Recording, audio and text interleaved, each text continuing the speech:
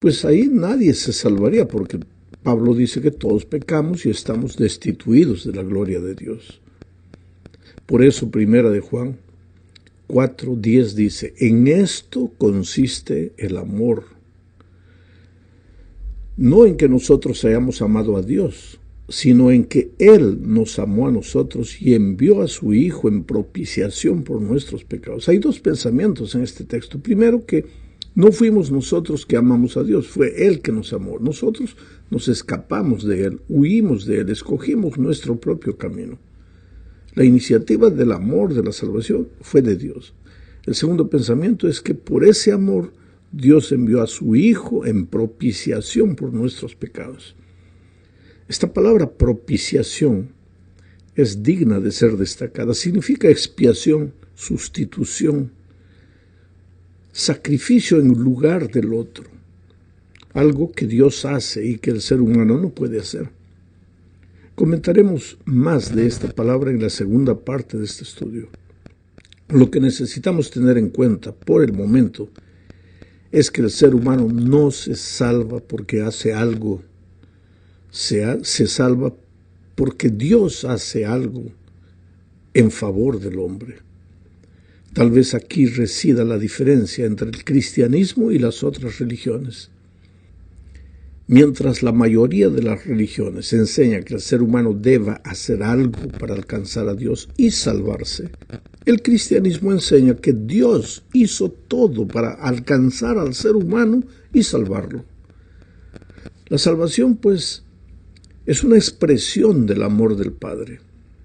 Sin embargo, en este punto es que necesitamos decir que hay un malentendido entre muchos cristianos con relación al Padre.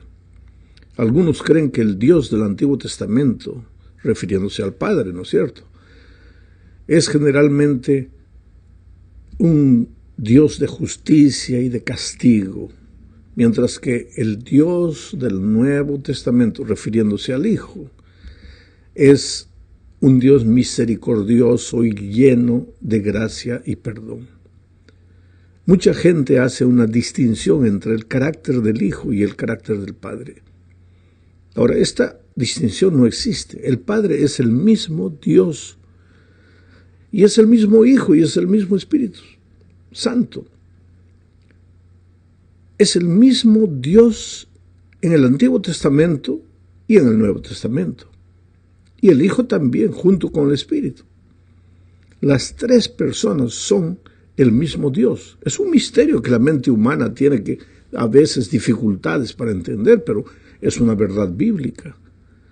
Ahora, una de las razones por la que Cristo vino a este mundo fue justamente para revelar la verdad acerca del carácter del Padre. A lo largo de los siglos se había generalizado la idea equivocada de que el Dios del Antiguo Testamento pues es castigador, es justiciero. Y esa idea no estaba solo entre los paganos, sino también entre la nación escogida de Dios, que era el pueblo de Israel. Era necesario entonces que Cristo viniera a este mundo y que dijera, quien me ha visto a mí, ha visto al Padre. ¿Sabes? Porque Dios no cambia. Es verdad que el Antiguo Testamento está lleno de relatos aparentemente violentos, como la destrucción de Sodoma y Gomorra, el diluvio, la muerte de los niños inocentes durante la conquista de la tierra prometida, etcétera, etcétera. Pero por tras de todos esos aparentes hechos grotescos estaba el amor infinito e incomprensible del Padre. Él es un Dios igual de misericordioso en ambos testamentos. La Biblia declara, Dios es amor. Y también la Biblia dice que Dios no cambia. Dice, Jesucristo es el mismo ayer, hoy y por los siglos. Bueno, ese Dios es lento para la ira, fiel, compasivo, misericordioso. Entonces, ¿por qué tanta sangre se derramó en el Antiguo Testamento? Pues ese es un asunto que infelizmente en este comentario yo no lo puedo explicar, porque eso llevaría media hora para explicar. Pero la verdad es que Dios es amoroso, misericordioso, paciente, en el Antiguo Testamento y en el Nuevo Testamento. Ahora, en el segundo punto, hablemos del amor del Hijo. Para esto leamos Romanos 5, versículos 6, 7 y 8. Dice: porque Cristo, cuando aún éramos débiles, éramos pecadores, a su tiempo murió por los impíos. Ciertamente apenas morirá alguno por un justo. Con todo, pudiera ser que alguno osara morir por el bueno. Mas Dios muestra su amor para con nosotros en que, siendo aún pecadores, Cristo murió por nosotros. Sabes, mi amigo, jamás entenderemos el amor de Cristo, que se ofreció voluntariamente para salvarnos. Él no fue obligado a hacerlo. Él dio su vida en sacrificio por amor. El pecado había creado un abismo de separación entre Dios y el ser humano, y Jesús se ofreció como el puente a través del cual hoy nosotros podemos reconciliarnos con el Padre. La mejor descripción de lo que hizo Jesús por nosotros, yo la encuentro retratada en Filipenses capítulo 2, versículos 6 al 8. Allí, hablando de Jesús, se dice que, siendo en forma de Dios, no estimó el ser igual a Dios como cosa a que aferrarse, sino que se despojó a sí mismo, tomando forma de siervo, hecho semejante a los hombres, y estando en la condición de hombre, se humilló a sí mismo, haciéndose obediente hasta la muerte y muerte de cruz. La muerte de cruz era la peor de las muertes. Estaba reservada para los peores delincuentes. Y Cristo, siendo el propio Dios, dejó eso, abandonó todo eso, vino a la tierra y murió la muerte que el miserable pecador merecía morir. Esa muerte de Cristo en la cruz fue un acto de propiciación. La palabra es propiciación. O también puede ser expiación o sustitución. En la primera parte dije que iba a comentar más de esto aquí, en esta segunda parte. Esta palabra proviene de un concepto antiguo de muchas religiones. Muchas religiones paganas en aquel tiempo creían en la necesidad de apaciguar a Dios. En esas antiguas religiones paganas, así como en muchas religiones hoy en día, se enseña la idea de que el hombre aplaca la ira de Dios, ofreciendo ofrendas o haciendo sacrificios. Sin embargo, la Biblia enseña que Dios mismo, Él mismo se ha entregado a sí mismo en la persona de su Hijo. ¿Para qué? Para que pagara el precio del pecado. Su ira, si tú quieres llamarle, su repulsión por el pecado, no aceptaba la actitud rebelde del hombre. ¿Sabes? Porque tengo que decir que Dios no tiene nada contra el pecador. Al contrario, Dios ama al pecador. Lo que no puede soportar es el pecado. ¿Y por qué? Porque el pecado le hace mal al ser humano, que es lo que Dios más ama. El pecado te destruye, te consume, te enloquece, te anula, te aniquila. La ira de Dios es contra el pecado, no es contra el ser humano. Pero infelizmente el ser humano escogió la muerte, pecó, y al pecar ahora va a morir. No porque Dios quiere matarlo al hombre pecador, sino porque quiere Dios destruir el pecado, pero el pecador se ha agarrado del pecado de tal manera que el pecado pues lo va a matar. El pecado tiene que acabar. La ira de Dios es contra el pecado. El hombre pecador tenía que morir, Pablo dice, porque la paga del pecado es la muerte. Pero ahora viene el propio Dios, envía a su Hijo y muere por el hombre. Ahí está el amor de Dios. Mientras las religiones paganas enseñan que es el hombre que tiene que ofrecer sacrificio, inclusive a sí mismo, a sus hijos, Dios enseña que sí, el hombre merece morir, pero es Dios que se ofrece para morir en su lugar, en propiciación, en sustitución, en expiación por el ser humano. En el Nuevo Testamento el acto de la propiciación siempre se refiere a la obra de Dios y no a los sacrificios o a las ofrendas dadas por el hombre. La razón es simple: el hombre es totalmente incapaz de satisfacer la justicia de Dios. No hay ningún servicio, sacrificio o regalo que el hombre pueda ofrecer para apaciguar la ira de Dios o para satisfacer su perfecta justicia. La única satisfacción o propiciación que pueda ser aceptable a Dios y que pueda reconciliar al hombre con Él tendría que ser hecha por Dios mismo. Por esa razón Dios, Hijo, Jesucristo, vino al mundo en forma de hombre para hacer un sacrificio perfecto por el pecado e hizo propiciación o expiación por los pecados del pueblo. Hebreos 2:17 dice esto: por lo cual debía ser en todo, está hablando de Jesús, por lo cual debía ser en todo semejante a sus hermanos, para venir a ser misericordioso y fiel sumo sacerdote en lo que a Dios se refiere, para expiar los pecados del pueblo. Expiar, ocupar el lugar del pueblo, ocupar el lugar de sus hermanos, porque el hombre no podía morir. Dios amaba al hombre, quería que el hombre no muriera, entonces alguien tenía que morir, porque la paga del pecado es la muerte. Cristo se ofreció para morir. Vamos ahora a la tercera parte. Hablemos ahora del amor del Espíritu Santo. Padre, Hijo y Espíritu son un mismo Dios. No son tres dioses, es un solo Dios, y ese único Dios nos ama. Nos ama en la persona del Padre, nos ama en la persona del Hijo y nos ama en la persona del Espíritu Santo. Pero el Espíritu Santo ha sido incomprendido, casi tanto como el Padre. Algunos teólogos creen que el Espíritu es el amor entre el Padre y el Hijo. En otras palabras, que el Espíritu es un mero afecto, un sentimiento entre el Padre y el Hijo.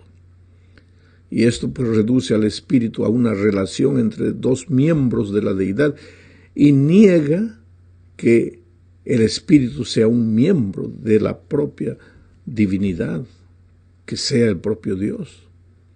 Las Escrituras, sin embargo, revelan la personalidad del Espíritu. Los cristianos, por ejemplo, se bautizan en su nombre, en el nombre del Padre, del Hijo y del Espíritu Santo.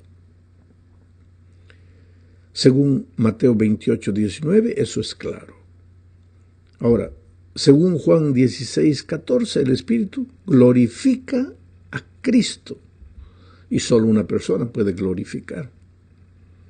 Y también el Espíritu convence a la gente de acuerdo con Juan 16:8. Solo una persona puede convencer. El Espíritu consuela, dice Juan 14:16. Solo una persona puede consolar. El Espíritu enseña, dice Lucas 12:2. Intercede, dice Romanos 8:23. Santifica, dice 1 Pedro 1:2. Cristo dijo que el Espíritu guía al pueblo a toda verdad. Eso está en Juan 16:13. En resumen, el Espíritu Santo es Dios, es una persona, como lo son el Padre y el Hijo. Los tres son un solo Dios.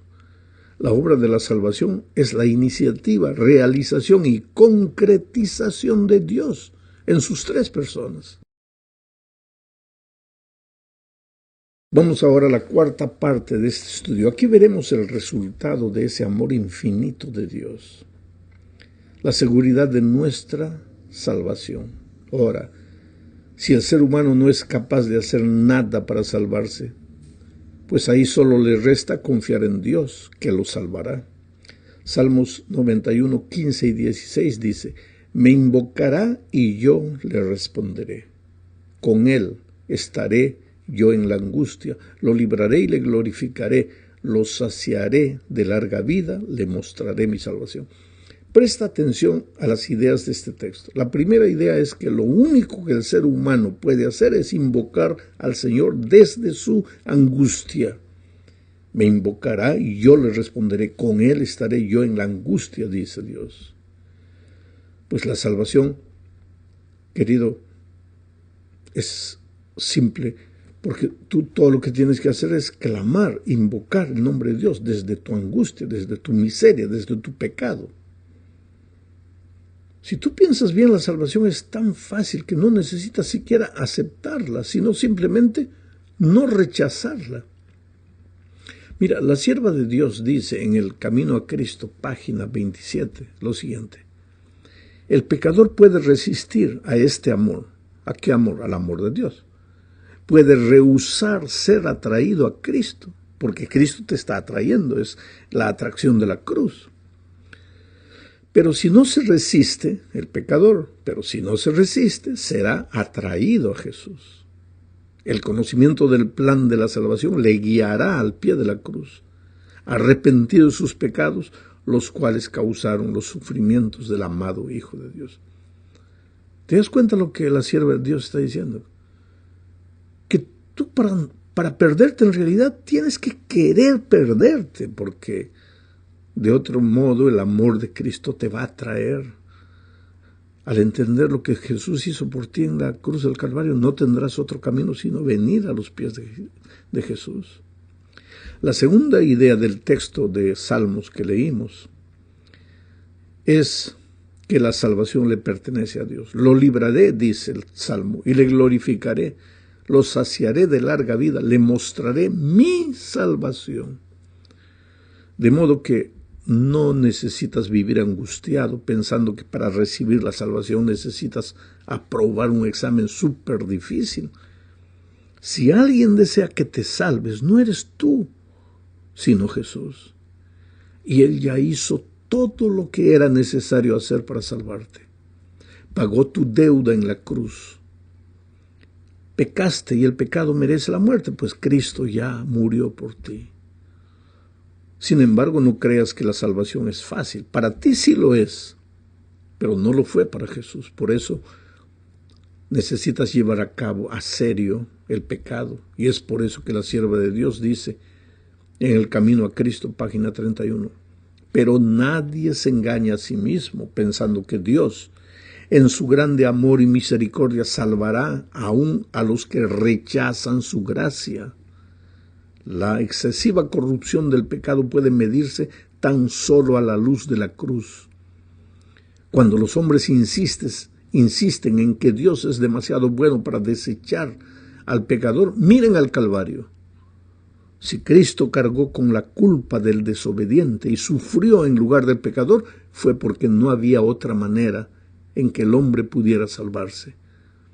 Porque sin ese sacrificio era imposible que la familia humana escapase del poder contaminador del pecado y fuese restituida a la comunión con seres santos. Era imposible que volviese a participar de la vida espiritual. El amor, los sufrimientos y la muerte del Hijo de Dios, todo atestigua la terrible enormidad del pecado y prueba que no hay modo de escapar de su poder ni esperanza de una vida superior, sino mediante la sumisión del alma a Cristo. Es por eso que tienes que entregarte al Señor Jesucristo. Entregarte como estás. Pastor, mi vida es una cosa terrible. Ve a Jesús, llévale tus cosas terribles, entrégate a Él. Llegamos al fin de este estudio hablando del Evangelio eterno. El Evangelio del tercer ángel de Apocalipsis 14 involucra el Evangelio eterno. El versículo 6 dice, vi volar en medio del cielo a otro ángel que tenía el Evangelio eterno para predicarlo a los moradores de la tierra, toda nación, tribu, lengua y pueblo. Yo te pregunto, ¿qué es el Evangelio eterno? El Evangelio es buena noticia. ¿Qué buena noticia? La buena noticia que tú no puedes, tú estás perdido, tú has pecado, tú mereces la muerte, pero Jesús ha muerto por ti. Ese es el Evangelio. Y esa buena nueva no es...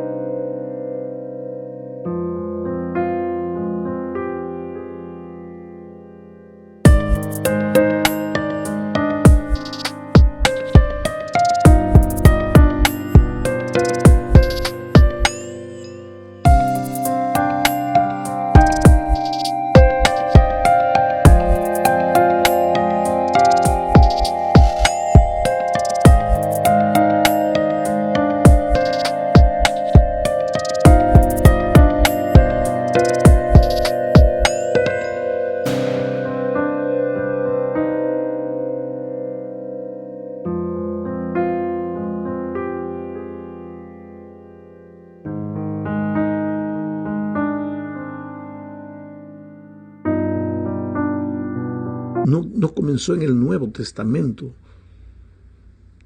En el Edén, cuando Adán y Eva pecaron, un cordero fue muerto y con su piel se preparó túnicas para cubrir la desnudez del hombre. Y desde ahí la sangre del cordero se derramó hasta que finalmente la sangre del verdadero Cordero de Dios, que quita el pecado del mundo, se derramó a raudales en la cruz. Pero el Evangelio va más allá del Antiguo Testamento, más allá del jardín del Edén.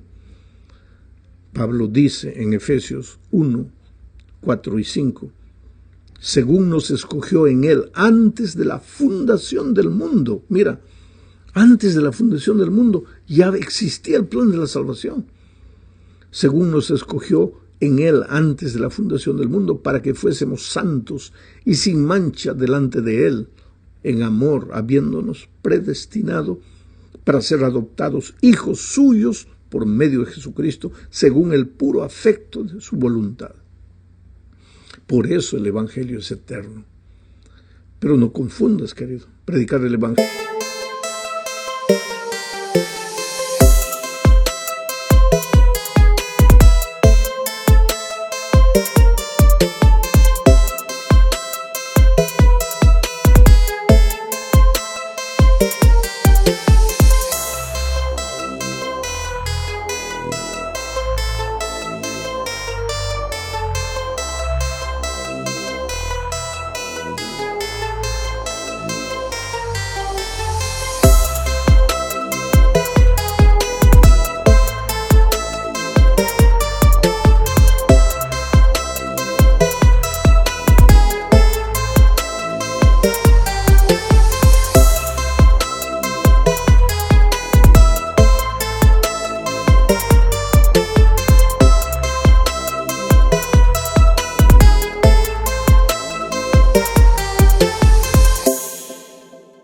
El Evangelio eterno no es asustar a la gente, no es agredir a otras iglesias. Predicar el Evangelio eterno es predicar a Cristo, lo que Jesús hizo por ti, lo que Jesús hizo para salvarte, lo que tú no puedes.